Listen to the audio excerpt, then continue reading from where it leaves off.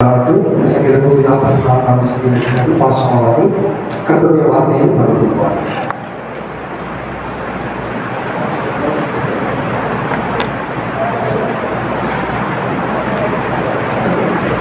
கர்த்தருடைய பரிசுத்த நாமத்திற்கு மகிமை உண்டாவதாக. ஆண்டவராகிய இயேசு கிறிஸ்துவின் நாமத்தினாலே பரிசுத்த ஆராதனையில் பங்கு பெற்றிருக்கிறதான ஒவ்வொரு பிள்ளைகளுக்கும் வாழ்த்துக்களை சோதனைகளை தெரிவித்துக் கொள்கிறேன். நாம் வாசித்திருக்கிறதான இந்த சங்கீத பகுதி நன்மையான ஈவுகளை குறித்து சொல்லப்பட்டிருக்கிறது. தாவீது ராஜா எல்லா சத்துருக்களுக்கும் தன்னை நீங்களாக்கி விடுவித்து இஸ்ரவேலில் சிங்காசனத்தின் மேல் அமர செய்து அவனுடைய ஆட்சி நாட்களிலே சிறப்பாய் கர்த்தர் வழிநடத்தினார் என்பதை குறித்துதான் இந்த வேத பகுதியிலே சொல்லப்பட்டிருக்கிறது. இந்த வேத பகுதியிலே பார்க்கும் பொழுது நன்மையான காரியங்கள் அநேக சங்கீதங்களிலே தாவீது கண்ணீரோடு கூட தன்னுடைய பயணங்களை மேற்கொண்டதை பார்க்கிறோம். ஆனால் இந்த சங்கீத பகுதியோ கர்த்தர் செய்த எளியனா நன்மைகளை நினைத்து நன்றியோடு கூட அவரை மகிழ்ச்சியோடு துதிக்கிறதை பார்க்கிறோம். இந்த சங்கீத பகுதியிலே நம்முடைய தியானத்திற்கு நாம் எடுத்துக்கொண்டதான வசனம் 144 சங்கீதம் 15வது வசனத்தை நாம் வாசிப்போம். இவ்விதமான சீரை பெற்ற ஜனம் பாக்கியம் உள்ளது. கர்த்தரை தெய்வமாக கொண்டிருக்கிற ஜனம் பாக்கியம் உள்ளது. ஹல்லேலூயா, ஹல்லேலூயா. இவ்விதமான சீரை பெற்ற ஜனம் பாக்கியமுடையவர்கள். கர்த்தரை தங்களுக்கு தெய்வமாய் கொண்டவர்கள் பாக்கியவான்கள். ஹல்லேலூயா, ஹல்லேலூயா, ஹல்லேலூயா. தெய்வ பிள்ளைகள், கர்த்தரை நாம் தெய்வமாய் கொண்டதினாலே சபைக்குள்ளே இருக்கிறோம். எரேமியா தீர்க்கதரிசன புத்தகத்திலே பார்க்கும் பொழுது 10ஆம் அதிகாரம் 10ஆம் வசனத்திலே கர்த்தரோ மெய்யான தெய்வம், ஜீவனுள்ள தேவன், நித்திய ராஜா என்று பார்க்கிறோம். ஹல்லேலூயா.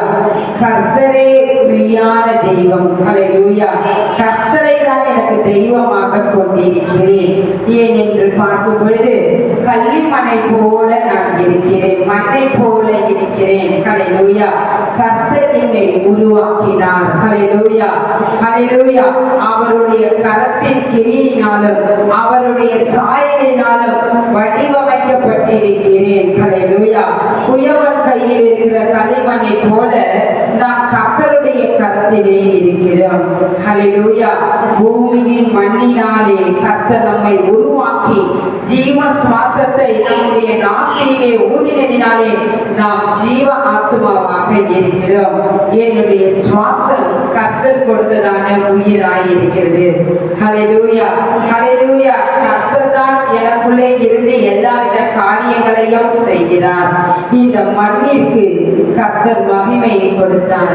இந்த மண்ணிற்கு கர்த்தர் மகிமையை கொடுத்தார். ஹல்லேலூயா, ஹல்லேலூயா.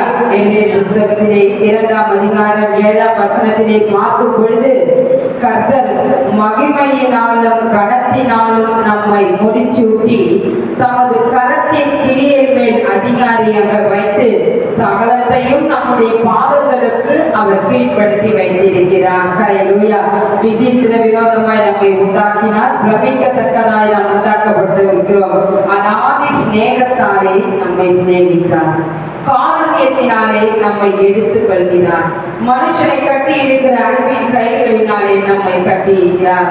நாம் பாவ செய்திலே இருந்தோம், ஆழமான படிக்குழியிலே இருந்தோம், பயங்கரமான ஒரு சேற்றில் வாழ்ந்ததான நம்மை அவருடைய இரத்தத்தினாலே பரிசுத்தமாக்கி நம்மை வைத்திருக்கிறார். ஹல்லேலூயா. பரிசுத்தவான்களாக நாம் திகழ்கிறோம். ஹல்லேலூயா, ஹல்லேலூயா. ஒவ்வொரு தெய்வ பிள்ளைகள் கர்த்தரை தெய்வமாய் நாம் கொண்டிருக்கிறபடியினால் பாக்கியமுடையவர்கள். ஹல்லேலூயா. 3 காரியங்களை கர்த்தரை நான் எப்படி தெய்வமாய் கொண்டிருக்கிறேன். ஹல்லேலூயா. ஏசாயா தீர்க்கதரிசன புத்தகம் 43ஆம் அதிகாரம் முதல் வசனத்தை நாம் வாசிப்போம். இப்பொழுது யாக்கோபே உன்னை சிருஷ்டித்தவரும் இஸ்ரவேலே உன்னை உருவாக்கினவரும் சொல்லும்போதாவது பயப்படாதே, உன்னை மீட்டுக் கொண்டே, உன்னை பெயர் சொல்லி அழைத்தேன், நீ என்னுடையவன். ஹல்லேலூயா, ஹல்லேலூயா, ஹல்லேலூயா. பெயர் சொல்லி அழைத்தேன், உன்னை மீட்டுக் கொண்டேன், நீ என்னுடையவன். என்னுடையவன் என்று சொல்லும் பொழுது கர்த்தர் அவருடைய ரத்தத்தை விலைக்கிரயமாய் கொண்டு நம்மை மீட்டிருக்கிறார். ஹல்லேலூயா. ஆக தேவ பிள்ளைகள், அதனாலே நம் கர்த்தரை தெய்வமாய் கொண்டிருக்கிறோம். தெய்வமாய் கொண்டிருக்கிறதான ஒவ்வொரு பிள்ளைகளும் செய்ய வேண்டிய காரியங்கள். ஹல்லேலூயா. எசேக்கியேல் தீர்க்கதரிசி புஸ்தகம் 11ஆம் அதிகாரம் 19-20 வசனங்களை நாம் வாசிப்போம். அவர்கள் என் கட்டளைகளின்படி நடந்து என் நியாயங்களை கைக்கொண்டு அவைகளின்படி செய்ய நான் அவர்களுக்கு ஏக இருதயத்தை தந்து அவர்கள் உள்ளத்திலே புதிய ஆவியை கொடுத்து கல்லான இருதயத்தை அவர்கள் மாம்சத்திலிருந்து எடுத்து போட்டு சதையான இருதயத்தை அவர்களுக்கு அருளுவேன். அவர்கள் என் ஜனமாய் இருப்பார்கள், நான் அவர்கள் தேவனாய் இருப்பேன். ஹல்லேலூயா. கர்த்தருடைய வார்த்தைகளின்படி நாம் நடப்பதினாலும் அவருடைய வார்த்தைகளை கைக்கொள்வதினாலும் நாம் தேவ பிள்ளைகளாக இருக்கிறோம். அதாவது நம்முடைய இருதயம் கல்லான ஒரு இருதயத்தை போல் இருந்தது. கர்த்தர் தம்முடைய ஆவியை நமக்கு கொடுத்திருக்கிறார். நம்முடைய உள்ளத்திலே பார்க்கும் பொழுது அவருடைய வார்த்தைகள், அதாவது நியாய பிரமாணத்தை நம்முடைய உள்ளத்திலே வைத்து இருதயத்திலே அவைகளை எழுதினார். இருதயத்திலே கர்த்தருடைய வார்த்தைகள் உனக்குள்ளே வரும் பொழுது உன்னுடைய கல்லான இருதயம் சதையான இருதயமாய் மாற்றப்படுகிறது. ஹல்லேலூயா. சதையான ஒரு இருதயத்தில் ஆவி பிரவேசிக்கும் பொழுது நாம் உயிரடைந்தவர்களாக இருக்கிறோம். ஹல்லேலூயா. ஏக இருதயத்தை கொடுத்திருக்கிறார். அநேகரான நம்மை ஒரே இருதயமாக வைத்திருக்கிறார். கர்த்தருடைய வார்த்தைகள் எனக்குள்ளே இருப்பதினாலே நான் கர்த்தரை தெய்வமாய் கொண்டிருக்கிறேன். ஹல்லேலூயா. இரண்டாவது காரியமாக 2 கொரிந்தியர் நிருபம் 6ஆம் அதிகாரம் 16வது வசனத்தை நாம் வாசிப்போம். தேவனுடைய ஆலயத்திற்கும் விக்கிரகங்களுக்கும் சம்பந்தம் ஏது? நான் அவர்களுக்குள்ளே வாசம் பண்ணி அவர்களுக்குள்ளே உலாவி அவர்கள் தேவனாய் இருப்பேன். அவர்கள் என் ஜனங்களாய் இருப்பார்கள் என்று தேவன் சொன்னபடி நீங்கள் ஜீவனுள்ள தேவனுடைய ஆலயமாய் இருக்கிறீர்கள். ஹல்லேலூயா, ஹல்லேலூயா, ஹல்லேலூயா. நீங்கள் ஜீவனுள்ள தேவனுடைய ஆலயமாய் இருக்கிறீர்கள். எப்பொழுது நாம் அப்படி இருக்கிறோம் என்றால் கர்த்தர் உனக்குள்ளே வாசம் பண்ணி உனக்குள்ளே உலாவுகிறார். ஹல்லேலூயா. கர்த்தர் உங்களுக்குள்ளே இருக்கிறதை நீங்கள் அறியாதிருக்கிறீர்களா? தேவனுடைய ஆவி ஆனவர் உங்களுக்குள் தங்கி இருப்பதே அந்த ரகசியம் என்று பார்க்கிறோம். ஹல்லேலூயா. ஆக தேவ பிள்ளைகள், கர்த்தர் உங்களுக்குள்ளே வாசம் பண்ணி உங்களுக்குள்ளே உலாவுகிறார். ஹல்லேலூயா, ஹல்லேலூயா. முதல்ல அவருடைய வார்த்தைகள் நமக்குள்ளே இருக்கிறது. இரண்டாவதாக கர்த்தர் நமக்குள்ளே இருக்கிறார். ஆக கர்த்தருடைய வார்த்தைகள் நமக்குள்ளே இருக்கிற ஒவ்வொரு தேவ பிள்ளைகளும் 1 பேருக்கு நிருபம் 2ஆம் அதிகாரம் 9ஆம் வசனத்திலே சொல்லப்பட்டிருக்கிறது. வசனத்தை வாசிப்போம். நீங்களோ உங்களை அந்த காலத்திலிருந்து தம்முடைய ஆச்சரியமான ஒளிவிடத்திற்கு வரவழைத்தவருடைய புண்ணியங்களை அறிவிக்கும்படிக்கு தெரிந்து கொள்ளப்பட்ட சந்ததியாயும் ராஜரீக ஆசாரிய கூட்டமாயும் பரிசுத்த ஜாதியாயும் அவருக்கு சொந்தமான ஜனங்களாய் இருப்பீர்கள். மீட்டிங்கள், ஹல்லேலூயா. பரிசுத்த ஆசாரிய கூட்டங்கள், ஹல்லேலூயா. ராஜரீகரான ஆசாரிய கூட்டம், பரிசுத்த ஜாதி, அவருக்கு சொந்த ஜனமாக நம்மை வைத்திருக்கிறார். எதற்கு? புண்ணியங்களை அறிவிக்கும்படி, வார்த்தைகளை பெற்றுக் கொண்டவர்கள். கர்த்தர் உங்களுக்குள்ளே வாசப்படுகிறார், உங்களுக்குள்ளே இருக்கிறார். ஆக தேவ பிள்ளைகள் அவருடைய வார்த்தைகளை நாம் அறிவிக்கிறவர்களாக இருக்க வேண்டும். ஹல்லேலூயா. உங்களுக்குள் இருந்த வார்த்தைகள் உங்களிலிருந்து வெளிப்பட்டு அநேகரை ஆத்தும ஆதாயம் செய்கிறதாய் மாற வேண்டும். ஹல்லேலூயா. அதற்காகத்தான் நான் கர்த்தரை தெய்வமாய் கொண்டிருக்கிறேன். ஒருவர் எனக்கு அறிவிக்காவிட்டால் எனக்கு எப்படி தெரியும்? ஹல்லேலூயா, ஹல்லேலூயா. அறிவிப்பதற்காக கர்த்தர் அநேக தேவ பிள்ளைகளை எதிர்பார்க்கிறார். தேவ பிள்ளைகள் தங்களை அர்ப்பணிக்கும் பொழுது கர்த்தர் நம்மை பயன்படுத்துகிறார். ஹல்லேலூயா. கர்த்தாவே, தேவர்களில் அவருக்கு ஒப்பானவர் யாரும் இல்லை.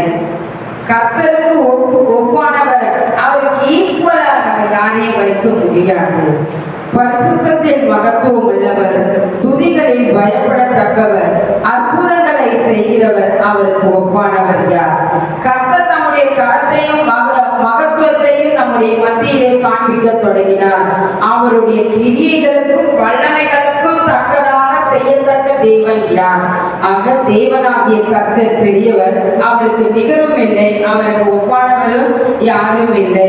ஆக தேவ பிள்ளைகள் நாம் நன்றாய் அறிந்து கொள்ள வேண்டும். ஹல்லேலூயா. ஏசாயா தீர்க்கதரிசன புத்தகம் 26ஆம் அதிகாரம் 13ஆம் வசனத்திலே, எங்கள் தேவனை அல்லாமல் வேறே ஆண்டவன் யார்? உம்மை மாத்திரம் சார்ந்து உமது நாமத்தை நாங்கள் பிரஸ்தாபம் பண்ணுவோம். ஹல்லேலூயா. உம்மை மாத்திரம் சார்ந்து உமது நாமத்தை நாங்கள் பிரஸ்தாபம் பண்ணுகிறோம். ஹல்லேலூயா, ஹல்லேலூயா. உம்மை அல்லாமல் வேறே ஆண்டவன் எனக்கு யார்? வானத்திலும் பூமியிலும் தேவனுக்கு ஒப்பானவர் இல்லை. தேவ பிள்ளைகள் நம்முடைய மத்தியிலே அவருடைய கிரியைகளில் நடப்பதற்கு பயங்கரமானவராக இருக்கிறார். ஆக தேவ பிள்ளைகளுடைய மத்தியிலே கர்த்தரே மெய்யான தெய்வம். என்னை என்று வேறு தேவர்கள் உனக்கு உண்டாயிருக்க வேண்டாம். யாதொரு விக்கிரகத்தை ஆகிலும் யாதொரு சொர்வத்தை ஆகிலும் நீ நமஸ்கரிக்கும் சேவிக்க வேண்டாம். என்னுடைய துதியையும் என்னுடைய மகிமையும் நான் விக்கிரகங்களுக்கு கொடேன் என்று பார்க்கிறோம். ஹல்லேலூயா, ஹல்லேலூயா. தேவனாகிய கர்த்தரே உயர்ந்தவராய் இருக்கிறார். ஹல்லேலூயா. தேவ பிள்ளைகள், நீ கர்த்தருடைய வார்த்தைகளை பெற்றுக் கொண்டவர்கள். மற்றவர்களுக்கு கர்த்தருடைய வார்த்தைகளை அறிவிக்க வேண்டும். 2 ராஜாக்களின் புத்தகம் 5ஆம் அதிகாரம், ஹல்லேலூயா, 15வது வசனத்தை நாம் வாசிப்போம். அப்பொழுது அவன் தன் கூட்டத்தோடே எல்லாம் தேவனுடைய மனுஷனிடத்திற்கு திரும்பி வந்து அவனுக்கு முன்பாக நின்று, இதோ இஸ்ரவேலில் இருக்கிற தேவனை தவிர பூமி எங்கும் வேறே தேவன் இல்லை. ஹல்லேலூயா. இஸ்ரவேலில் இருக்கிறதான தேவனை தவிர பூமி எங்கிலும் வேறே தேவன் இல்லை. ஹல்லேலூயா. இங்கு நாகமானை குறித்து பார்க்கிறோம். அவன் எலிசா தீர்க்கதரிசியிடத்தில் வரும் பொழுது தன்னுடைய குஷ்டரோகத்தை நீக்கி விடுவார். தீர்க்கதரிசியில் போகும் பொழுது கர்த்தருடைய வார்த்தைகள் வெளிப்படும். ஆனால் இந்த நாகமானுக்குள்ள என்ன எண்ணம் இருந்தது என்றால், என்னுடைய சரீரத்தை அவர் தொட்டு சுகப்படுத்துவார் என்று. ஆனால் இங்கு பார்க்கிறோம், எலிசா தீர்க்கதரிசி சொல்லுகிறார், யோர்தானை போய் 7 தடவை ஸ்நானம் பண்ணு. அவன் கோபம் அடைந்தவனாய் இருக்கிறான். கோபம் அடைந்த பின்பு அவனுடைய வேலைக்காரர் சொல்லுகிறார், இந்த தீர்க்கதரிசி ஒரு பெரிய காரியத்தை சொல்லி இருந்தால் நாம் செய்திருப்போம். சிறிய காரியத்தை தான் சொல்லியிருக்கிறாரே, அவருடைய வார்த்தைப்படி நீங்கள் யோர்தானில் ஸ்நானம் பண்ணுங்கள் என்று. இதே காரியத்தை குறித்து நாம் பார்க்கிறோம். இங்கு பார்க்கும் பொழுது அவன் 7 தடவை யோர்தானில் முழுகும் பொழுது தன்னுடைய மாம்சம் 7ஆம் தரம் முழுகும் பொழுது சிறு பிள்ளையினுடைய மாம்சத்தை போல மாறி அவன் சுத்தமானான் என்று பார்க்கிறோம். ஹல்லேலூயா. தேவ பிள்ளைகள் கர்த்தரை ருசித்து பார்க்க வேண்டும். கர்த்தர் எப்படிப்பட்டவர் என்பதை இங்கு இவன் சொல்லுகிறான். நாகமான் சொல்லுகிறான், இஸ்ரவேலில் இருக்கிற தேவனை போல வேறு தேவனே இல்லை. ஹல்லேலூயா. இந்த நாகமான் சீரிய தேசத்தை சேர்ந்தவனாக இருக்கிறான். ஹல்லேலூயா. விக்கிரகங்களை வழிபட்டவன். எலிசா தீர்க்கதரிசி சொல்லும் பொழுது இஸ்ரவேலில் இங்கு தீர்க்கதரிசிகள் உண்டு என்பதை அவன் அறிந்து கொள்ளட்டும் என்று சொல்லுகிறான். ஹல்லேலூயா. ஆக தேவ பிள்ளைகள், எலிசாவின் மூலமாக நாகமான் கர்த்தரை அறிந்து கொண்டான். ஹல்லேலூயா. ஹல்லேலூயா. தானியேல் தீர்க்கதரிசன புத்தகம் 6ஆம் அதிகாரம் 20ஆம் வசனத்தை நாம் வாசிப்போம். ராஜா கெபியின் கிட்டே வந்தபோது துயர சத்தமாய் தானியேலை கூப்பிட்டு தானியேலே, ஜீவனுள்ள தேவனுடைய தாசனே, நீ இடைவிடாமல் ஆராதிக்கிற உன் தேவன் சிங்கங்களுக்கு தப்புவிக்க வல்லவராய் இருந்தாரா என்று தானியேலை கேட்டான். ஹல்லேலூயா. ஹல்லேலூயா. இங்கு தரியு ராஜாவை குறித்து பார்க்கிறோம். இந்த தரியு ராஜா தன்னுடைய ராஜ்ய பாகத்திலே நஷ்டம் வராதபடிக்கு கணக்குகள் எல்லாவற்றையும் ஒப்புவிப்பதற்காக பிரதானிகளை நியமித்தான், தேசாதிபதிகளை நியமித்தான். நியமிக்கும் பொழுது அவர்களில் தானியேலும் ஒருவனாக இருக்கிறான். தானியேலை அவனுடைய காரியத்தை குறித்து குற்றத்தை கண்டுபிடிக்க வேண்டும். ஒரு முகாந்திரத்தை மற்ற எல்லா பிரதானிகளும் தேடின போது தானியேலில் ஒன்றும் காணப்படவில்லை. தேவனை அவனுடைய பேரில் மாத்திரமே குற்றத்தை நாம் கண்டுகொள்ள முடியும். ஹல்லேலூயா. தேவ விஷயத்தில் மாத்திரம் அவனுடைய பேரிலே குற்றத்தினாலே கண்டுபிடிக்க முடியும் என்பதை அறிந்து கொண்ட போது அந்த பிரதானிகள், அந்த தேசாதிபதிகள் எல்லாம் சொல்லுகிறார்கள், 30 நாள் வரைக்கும் உம்மை தவிர ராஜாவே, உம்மை தவிர யாதொரு விண்ணப்பத்தை யாகிலும் யாதொரு காரியத்தை யாகிலும் யாதொருவரிடம் சொல்லாதபடிக்கு ராஜாவே உம்மிடத்தில் மாத்திரம் விண்ணப்பிக்க வேண்டும். அப்படி விண்ணப்பிக்க தவறினால் அவர்கள் சிங்கங்களின் கெபியிலே போடப்படுவார்கள் என்கிறதான ஒரு கையெழுத்து வைக்கப்பட்டது. ஹல்லேலூயா. ஹல்லேலூயா. தானியேல் இவைகள் எல்லாவற்றையும் அறிந்திருந்தாலும் தான் முன்பு செய்து வந்தபடியே தன் தேவனை நோக்கி முழங்கால் படியிட்டு ஸ்தோத்திரம் செலுத்தி கர்த்தரை நோக்கி ஜெபித்தான் என்று பார்க்கிறோம். ஹல்லேலூயா. தேவன் பேரிலே கர்த்தரை நோக்கி அவன் விண்ணப்பம் பண்ணியது ஒரு குற்றமாக கருதினார்கள். ஹல்லேலூயா. ராஜாவே, உம்முடைய கட்டளை அவன் மதிக்கவில்லை, உம்முடைய கட்டளைகளுக்கு அவன் செவி கொடுக்கவில்லை. தேவனை நோக்கி விண்ணப்பம் பண்ணுகிறதை நாங்கள் கண்டோம் என்று சொல்லும் பொழுது தானியேலை சிங்கங்களின் கெபியிலே அவர்கள் போடுகிறார்கள். போடும் பொழுது ராஜா சொல்லுகிறார், நீ இடைவிடாமல் ஆராதிக்கிற ஒரு தேவன் உன்னை தப்புவிப்பார். ஹல்லேலூயா. இடைவிடாமல் ஆராதிக்கிறவர். ஹல்லேலூயா. இதை தானியேலுக்கு சொல்லும் பொழுது தானியேலை சிங்கங்களிலே போடும் பொழுது ராஜா காலையிலே வந்து தானியேலை கூப்பிடுகிறார், ஜீவனுள்ள தேவனுடைய தாசனே. முதலாக ஆராதிக்கிற தேவன். ஹல்லேலூயா. இரண்டாவதாக ஜீவனுள்ள தேவன். உடனே தானியேல் சொல்லுகிறார், எனக்கு ஒரு சேதம் வரவில்லை. கர்த்தர் தம்முடைய தூதனை அனுப்பி சிங்கங்களின் வாய்களை கட்டி போட்டார். ஹல்லேலூயா. ஹல்லேலூயா. தரியு ராஜா சொல்லும் பொழுது சொல்லுகிறார், தானியேல் தேவனுக்கு முன்பாக நாம் பயந்து நடுங்கி இருக்க வேண்டும். அந்த தேவன் தான் ஜீவனுள்ள தேவன் என்பதை 26வது வசனத்திலே சொல்லப்பட்டிருக்கிறது. ஹல்லேலூயா. ஆக தேவன் இங்கு நாம் பார்க்கிறோம், தானியேலின் மூலமாக தரியு ராஜா கர்த்தரை அறிந்து கொண்டான். ஹல்லேலூயா. தேவ பிள்ளைகள் ஒவ்வொருவருக்கும் தெரிய வேண்டும், நாம் கர்த்தரை வெளிப்படுத்துகிறவர்களாக இருக்க வேண்டும். கர்த்தரை தங்களுக்கு தெய்வமாக கொண்டிருக்கிறதான ஜனம் பாக்கியம் உள்ளவர்கள். ஹல்லேலூயா. இஸ்ரவேல் ஜனங்கள் எகிப்திலிருந்து கடந்து வரும் பொழுது கர்த்தரை நோக்கி அவர்கள் பாடிக்கொண்டே வருகிறார்கள். செங்கடலை அவர்கள் கடந்து வரும் பொழுது கடல் பிளந்து பாதைகளை வகுத்து கொடுக்கும் பொழுது கர்த்தரை மகிமைப்படுத்துகிறார்கள். யாத்ராகமத்தின் புஸ்தகம் 15ஆம் அதிகாரம் 11ஆம் வசனத்திலே பார்க்கும் பொழுது மோசேயும் இஸ்ரவேல் புத்திரரும் மகிமையாய் கர்த்தர் வெற்றி சிறந்தார், மகிழ்ந்து நாம் பாடுவோம் என்று சொல்லுகிறார்கள். அந்த இடத்தில் பார்க்கும் பொழுது கர்த்தாவே, தேவர்களில் உமக்கு ஒப்பானவர் யார்? நீரே பயப்படத்தக்கவர், அற்புதங்களை செய்கிறவர், உமக்கு ஒப்பானவர் யார்? கர்த்தருக்கு ஒப்பானவர் யாரும் இல்லை என்பதை அந்த இடத்திலே சொல்லப்பட்டிருக்கிறது. இஸ்ரவேல் ஜனங்கள் எகிப்தியர் அறிந்து கொண்டார்கள். இஸ்ரவேல் ஜனங்களுடைய வாழ்க்கையிலே கர்த்தர் இயற்கைக்கு அப்பாற்பட்டதான ஒரு அதிசயங்களை செய்யும் பொழுது எகிப்தியர் அறிந்து கொண்டார்கள். தாவீதின் மூலமாக பெலிஸ்தியர் அறிந்து கொண்டார்கள் என்று பார்க்கிறோம். அல்லேலூயா. ஆக தேவ பிள்ளைகள் உன்னிமத்தமாக மற்றவர்கள் அறிந்து கொள்வார்கள். நீ கர்த்தரை தெய்வமாய் கொண்டிருப்பதினாலே பாக்கியமுடையவர்கள்.